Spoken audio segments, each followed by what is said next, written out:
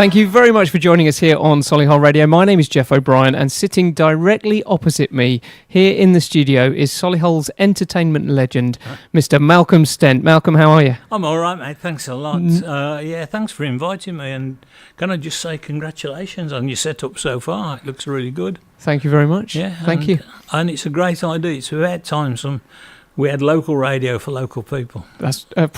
I'm having that. Can I have that as a quote on my website? You can, yeah. Thank you very much, Malcolm. Yeah. Malcolm has joined us this afternoon after having a couple of conversations with him around how he's been working in Solihull and what the entertainment situation's like in Solihull, because we have a fantastic record of seeing Malcolm every year. And am I right, 29 years, Malcolm? 29 in total, 27 consecutive years. And I used to write. This is the pantomime, of course. Yes, of course. I wrote it, I directed it, and I was in it, which makes me a bit of a smart ass, really, doesn't it? But I mean, that's what we did, and had a ball. And the only reason that I stopped doing it was because 4 weeks or however long the show runs for, you're doing 2 shows a day, every day, with Christmas Day off. And as you get older, it starts to tell on your knees and your legs. I mean, you may well have noticed I was limping up the stairs a bit as we came in, and yes, that's the trouble. Your knees get shot, and so I decided it was time to give. In fact, it was my son and daughter who said to me, they said, "Come on, Dad," they said, "you don't want to be the silly old fool who didn't know when to pack it in." They said, don't spoil what you've done over the years, have a rest. So they were right, and it was the time. It was the time to go, really. Could you tell us how you sort of got that gig? Yeah. Was that an easy gig to get? Well, it came to me. What happened was I had a phone call one day at home, and I'd done a couple of other pantomimes before the 29. I'd done. 1 year, the city of Birmingham, it was the first time Birmingham hadn't got a pantomime in over 100 years. And the reason was that the Hippodrome had got the Nutcracker with the ballet, and the Alex had got, I think it was the King and I, in there for the season. And there was a big hue and cry, and people saying, well, where is our pantomime? So the Alex Theatre quickly produced a version of Aladdin, which my mate Don McLean wrote and directed. And I had a phone call from him for that one, and he said, I want you to do Panto with me this Christmas. So I said, go on. Where?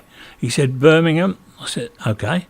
I said, what do you want me to play? He said, well, there's two roles in it for you and me, and I'm not getting dressed up as a woman.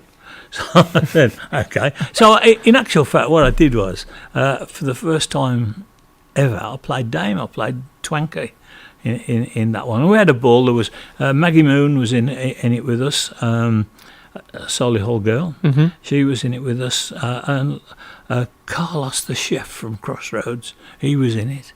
And we had a ball, and it was put into the old Rep Theatre in Birmingham. Mm-hmm.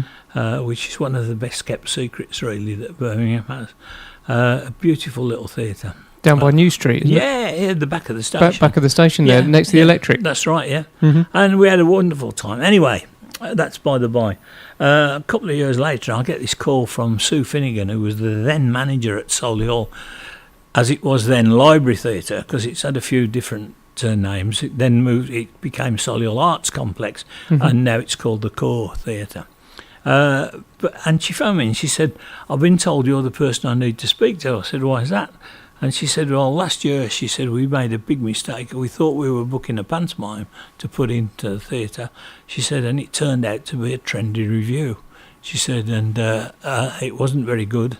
She said, and the people in the show were using a lot of bad language. She said, and people were leaving at half time and asking for the money back. She said, so we've either got to stay dark, which means closed. Closed down, yeah. No, she said, no seats. Yeah, she said, or we've got to try and put something good in this Christmas. Can you help us?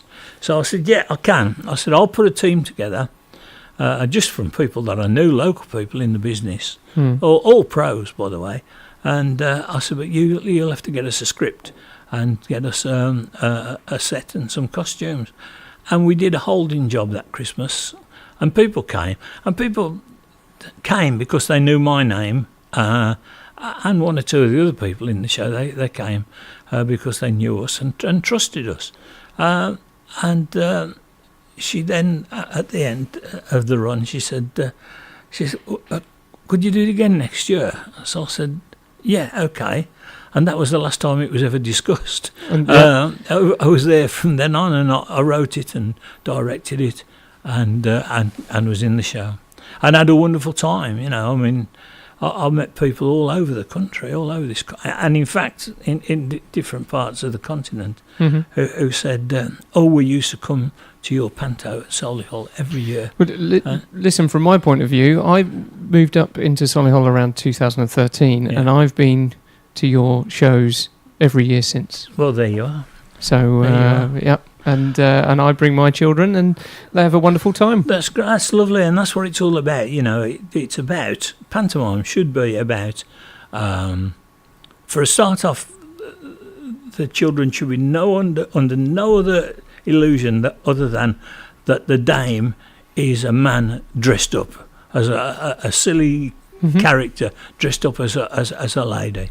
And they accept it straight away, and that's it. It's not a drag act. No, and unfortunately, in a lot of the bigger pantomimes now, the dame is always a drag act, which is sad, really, because I'm nothing against drag acts per se, but I mean, they do tend to, I don't know. I don't know if you could call it sexist. I don't know what sort of aesthetic it is really, but I just know I don't like it. No, absolutely.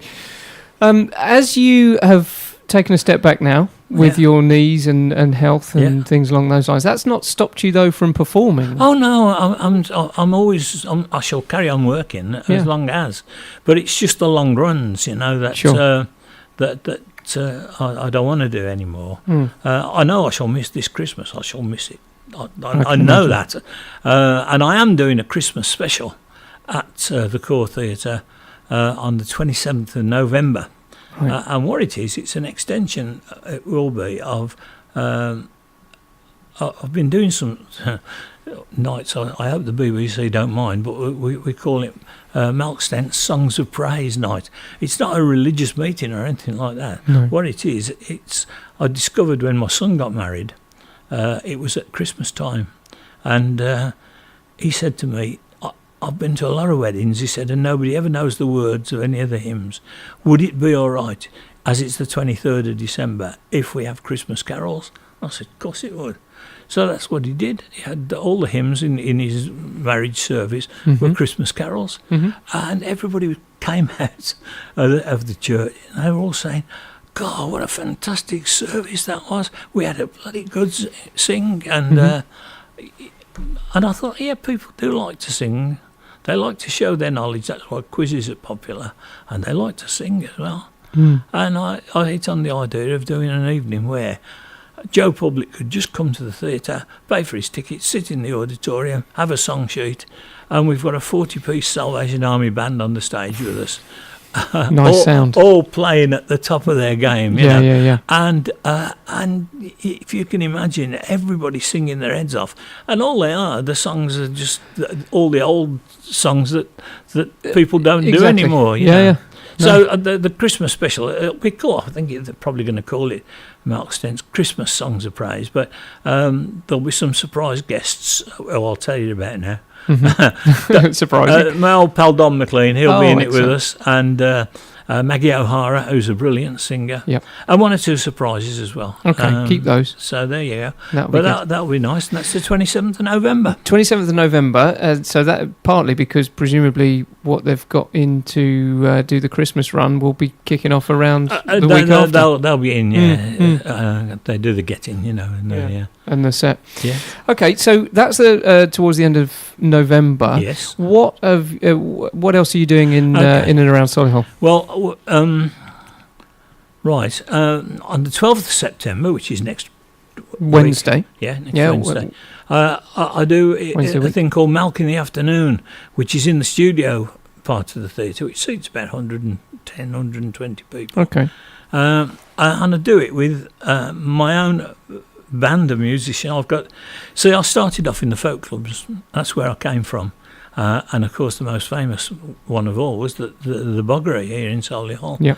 Because I took over as resident there from Jasper Carrot. He'd started it off, and he did 4 years. I did 7 years, in actual fact, there. So there was always, enough of the musician in me to still occasionally want to pick up a guitar and play a bit of music. And so I've got this band. And they're all known musicians in their own right. There's Keith Slater playing second acoustic guitar, and there's the Harris brothers. Pete Harris plays bass guitar. His brother Tony plays keyboards, and a wonderful young lady who plays violin, fiddle, whichever way you like to put it. And she's a virtuoso fiddle player, and that's Emily Sanders. And we have great time. The music's great, and the audience just look, because you see, people don't see live music anymore. Very rarely. I mean, in terms of venues, we've got the Core, haven't we? Yeah. And can I just say, I've looked at the Core's program over the next couple of months. They've got some amazing people coming. They have. Yeah. They are booking some fantastic acts. Yeah.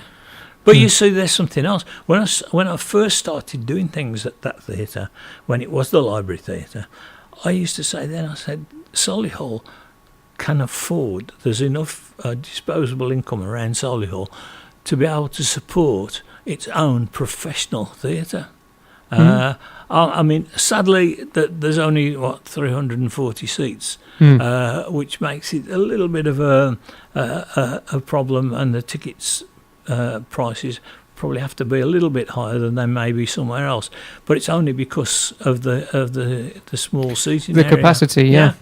But it's a great little theatre, and it is nice. People who go for the first time all say, there's not a bad seat in here. Wherever you sit, the furthest seat away, you're not far from the stage. No, it's a nice place. Yeah.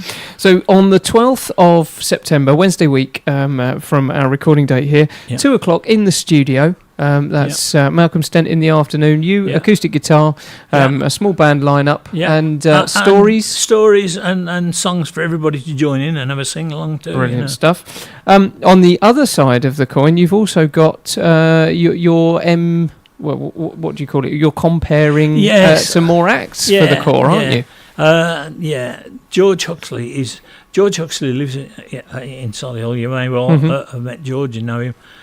George is world renowned. He's known all over the world as one of the greatest exponents of the Sidney Bechet style of soprano sax playing.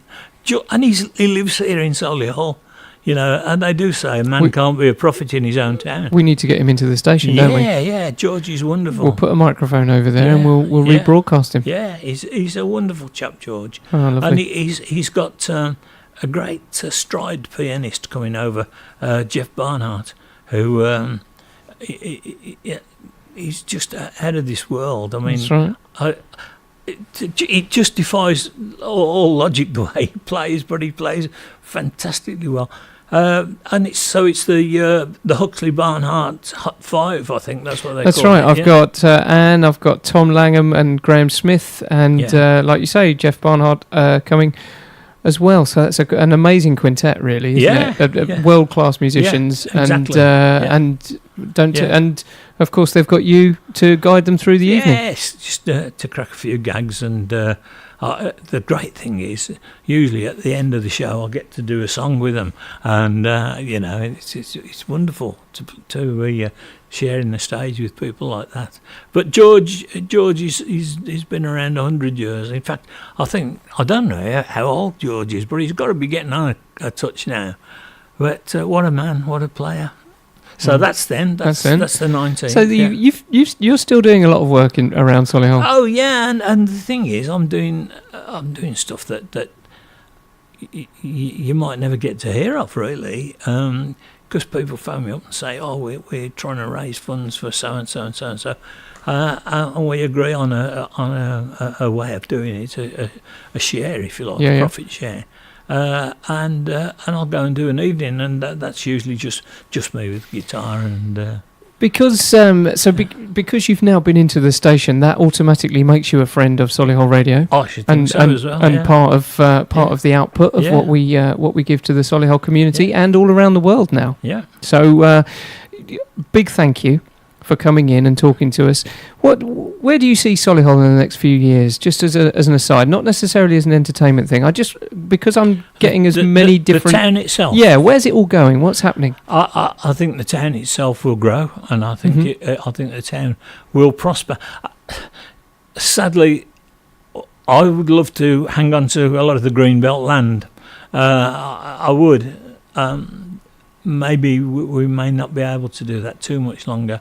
Because we need houses and especially affordable houses for younger people, because we want to hang on to our young people. In Solihull, my son is assistant head teacher at Alderbrook School, and he talks about his kids at the school, about how good they are now, and we want to hang on to them. We don't have to go and move somewhere else to work or even to live. So see Solihull expanding, and I see it becoming even more of a. It's still a village, and I like that, but I think it needs to become a bit bigger village. Great stuff. Now, listen, just to put the information across, if you want to go and see Malcolm perform on the 12th, head across to the Court Theatre, solihull.co.uk, and you can find out all about the tickets and availability there. So that's the 12th of September. If you would like to see Malcolm and the amazing, world-renowned quintet of George Huxley, that is on Wednesday the 19th of September, and that's 7:30 in the theatre. And like I say, the box office number 01217046962, or head across to the Court Theatre, solihull.co.uk. But you won't necessarily need to do that, because you can go straight to the Court's website via solihullradio.com. I shall put it into the guest links website, so you can click straight across, see exactly what's coming up in Solihull. This is your station, and we give you information for your local area. So you can go straight there and find out what's happening. I'm going to play you a song to finish with, Malcolm, if that's okay. And it's A Nightingale Sang in Berkeley Square. Right. Now, this is Claire Martin. Claire Martin is somebody that's coming to the Core in within the next month. I think on the with 5th, Ray Gelato. With Ray Gelato. Yeah. Now, I've been listening to a lot of Claire Martin recently, and I've been listening to a lot of Ray's big band stuff, and I'm absolutely loving it. So I will be at the Core to see Claire Martin on Friday the 5th. But thank you very much for coming, Malcolm. Thanks for having me. I really enjoyed it. And best of luck with the station. I don't think you'll need it. I think as soon as people find you, they'll stay. Excellent. Thank you very much. The night we met, there was magic abroad in the air. There were angels dining at the Ritz, and a nightingale sang in Berkeley Square.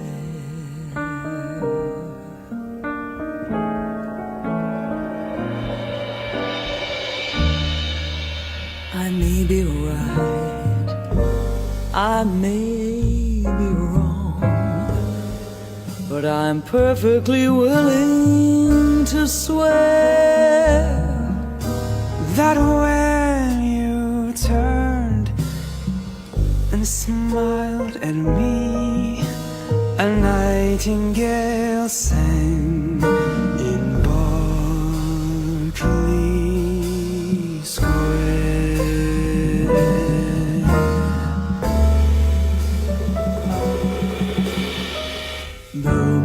That lingered over London town, poor puzzled moon, he wore a frown.